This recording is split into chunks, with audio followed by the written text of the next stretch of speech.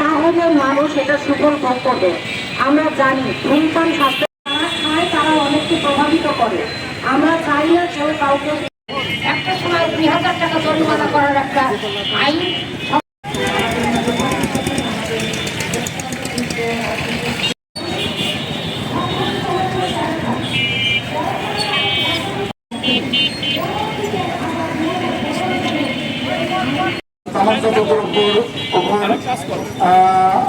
আইন নিয়ন্ত্রণের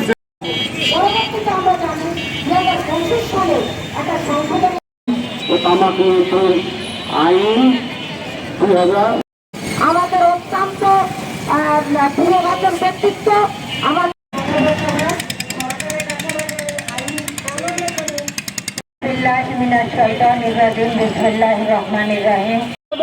আর একটা কার্যকর আইন করতে হবে। সেই উপলক্ষে জাতীয়তাবাদী এই নারী দলের একজন সিনিয়র